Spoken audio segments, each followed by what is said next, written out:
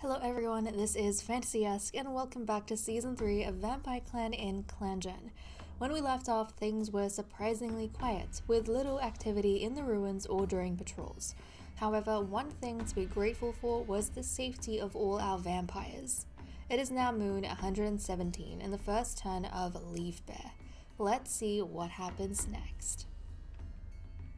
Diving into our events, Quiet Flight's phantom pain has abated, Bloomrise has recovered from birthing her litter, and rumors reach our clan that one of our acolytes, Ridgemoth, or I should say our initiates, Ridgemoth, has died recently.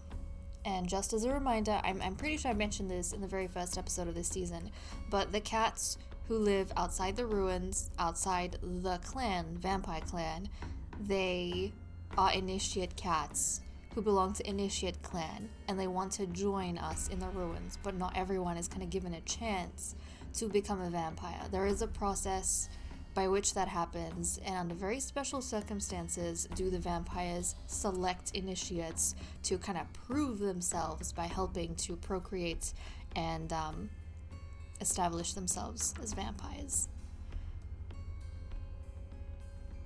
Let's take a look at our medicine cat den. So we have no one sick or hurt in the den or out of the den, but we do have some minor injuries. Master Blue Jay has a running nose, and Ibis Freckle is sore. Oh, we have quite a few things in our log. So Master Blue Jay was given Poppy as treatment for running nose. Quiet Flight was given Poppy as treatment to phantom pain and then healed from it. Bloomrise was given oak leaves as treatment for recovering from birth and healed from that. And then Quiet Flight could not find any herbs this moon. Onto our relationships. When Master Blue Jay panics about something, she thinks of Sunnytail to feel better. Master Blue Jay stands up for Ibis Freckle on a border patrol when confronted by another clan or by one of the hunter clans. Quiet Flight calms down when realizing Fornest is nearby. Quiet Flight tries to have a conversation with Coyote Kit, but he ends up awkward when neither of them speak up. Grandmaster Endless Star sees Sunny Quiver staring off into the distance. It's kind of creepy. Okay. Grandmaster Endless Star loses in a race against Coyote Kit and acts bitterly about it. That's not good. That's not good because his son is not exactly the child I think Endless Star would have hoped for.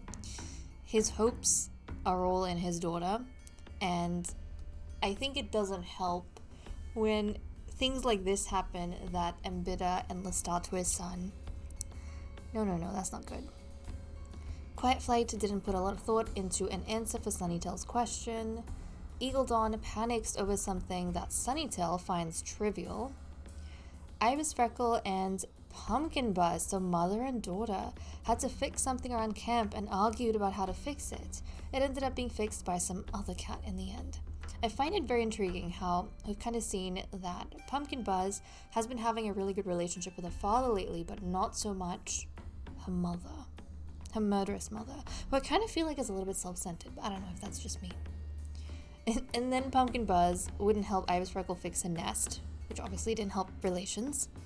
Fornest is surprised when Quiet Flight compliments him. Fornest is hurt by one of Coyote Kit's pranks, but Coyote Kit doesn't seem to believe him. Bloomrise overhears a Grandmaster Endless Star educating clanmates about their fallen ancestors, which is very intriguing because, he wasn't someone that was born a vampire. He was an initiate who was turned into one. But I can kind of see how the initiates, they would have this obsession with vampiric history because a lot of them wish they were part of the original 10 who had drunk the witch's blood and turned into vampires. Bloomrise warns Sunny Quiver about something on the ground so Sunny Quiver doesn't trip. Eagle Dawn hears Quiet Flight laugh at a clanmate's joke even though it was lame.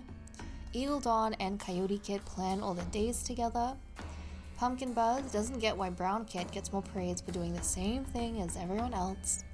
Sunny Quiver always wants to say hello to his mother Ibis Freckle first thing in the morning. Okay, so Ibis Freckle has a decent relationship with her son, not so much her daughter.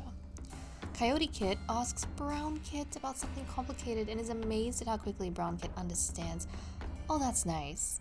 I was saying how Brown Kit, I don't know, in my head, probably bullies her brother a little bit, but I don't think it's out of, anything malicious. It's probably just a loving thing. Like, that's just her way of giving attention. Brown Kit is asking a Coyote Kit interesting questions. Oh, I love that. I love that. That even though Coyote Kit, knows it all, he's still impressed by his sister's knowledge, and Brown Kit, knowing that her brother thrives off, well, you know, being a know-it-all, is asking him interesting questions. That is so cute. Onto the cat list, and it is very nice to see that all of our vampires are in great health. They're actually thriving members of society. That makes me happy, especially because it's Leaf Bear. We don't need any cats, any vampires holding us back, or, you know, being in danger. So let's see. Grandmaster Endless Star is hoping Twilight Fade didn't have too many regrets when he died. You might think, why is he thinking about Twilight Fade? But Twilight Fade was Bloomrise's father, her only family member for pretty much her entire life, because I think her mother died very early. And obviously, Bloomrise being Endless Star's mate, I suppose he's thinking about, you know, his mate's father. That's actually very sweet. Master Bluejay can't stand this cold. Quiet Flight sneezes when a snowflake landed on her nose. Sunnytail keeps the warrior code in mind. Ibis Freckle can't stand the cold either, so Ibis Freckle is actually hanging out with Bluejay. Let's see, Full Nest saw a two-leg kit playing with a kitty pet. Bloomrise also sneezed when a snowflake landed on her nose, so she is hanging out with Quiet Flight, which is kind of nice. Eagle Dawn wants to climb the tallest tree in the territory. Pumpkin Buzz saw a two-leg kit playing with a dog. Sunny Quiver wonders if it's too late to become a whisper like his father. Sunny Quiver has his eye on his father's position. It's kind of intriguing though, because he has the same prefix as his father as well. Coyote Kid is spending a considerable amount of time at grooming. Brown Kid can't stand this cold. Aww, so Brown Kid is actually hanging out with Ibis Freckle and with who else? Ibis Freckle and Bluejay. Oh, she's spending time. I think Bluejay is a grandmother. She's spending time with, no, not her grandmother. My bad. That was Light Song and Twilight Fade. But still, it's kind of nice. It's kind of nice. Like, maybe the murderous cat is going to be endeared to her. And I think in my head, Bluejay was like related to them somehow because of her coat. Like, she and Endless Star look very similar. So I had assumed that maybe she was grandparent. I don't know why. I keep forgetting that Endless Star is an initiate who was turned into a vampire. Even though I'm saying it, I don't know. Some wiring in my brain is like obviously not connected.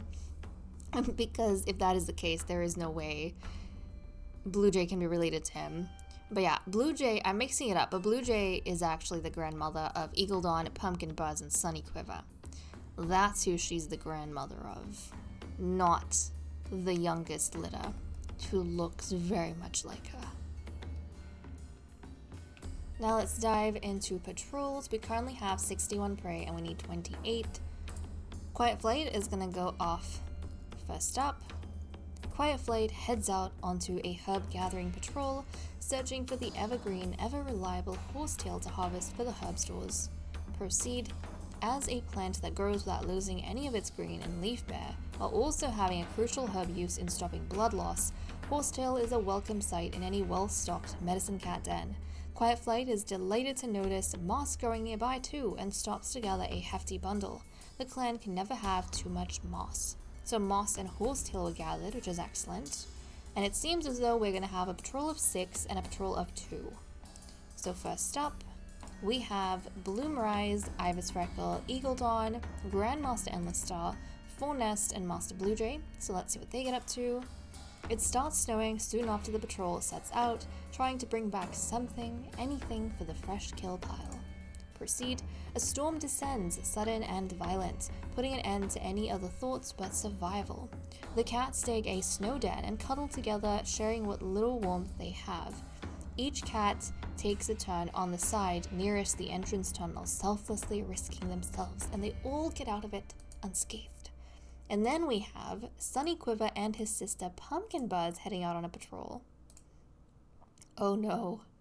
The patrol tracks the scent of a large dog along the edge of the clan's territory. This makes me nervous, but Pumpkin Buzz has proved herself against a large dog in the past, and it's the whole reason her father, Sunnytail, gifted her a cat mint to wear on her fur as a reward for, her heroics. So hopefully they'll get through this unscathed. Pumpkin Buzz again selflessly takes the lion's share of the run as the patrol leads the dog on, exhausting herself almost to the point of danger, but leading the dog far away from Vampyre Clan borders. Her clanmates support her on a long walk back home. Once it's all over, the purrs mixing with Pumpkin Buzz's exhausted pants. Look at that! We knew she was gonna step up, and she did, and I love how she was the patrol leader between her and her brother. And guys, she's the pumpkin princess for a reason, okay? She's the pumpkin princess for a reason, and I love that. I love how selflessly she protected her brother there. But okay, that is what we managed to get done. And that's all we have for this episode. While Leaf Bear started off quite slow, things picked up when Pumpkin Buzz and Sunny Quiver came across a large dog. Once more, the Pumpkin Princess proved herself, protecting her brother and leading the dog away from clan territory. With that said and done, I'm going to leave off here. Thank you so much for watching. I hope you all enjoyed, and I will see you all next time. Bye-bye.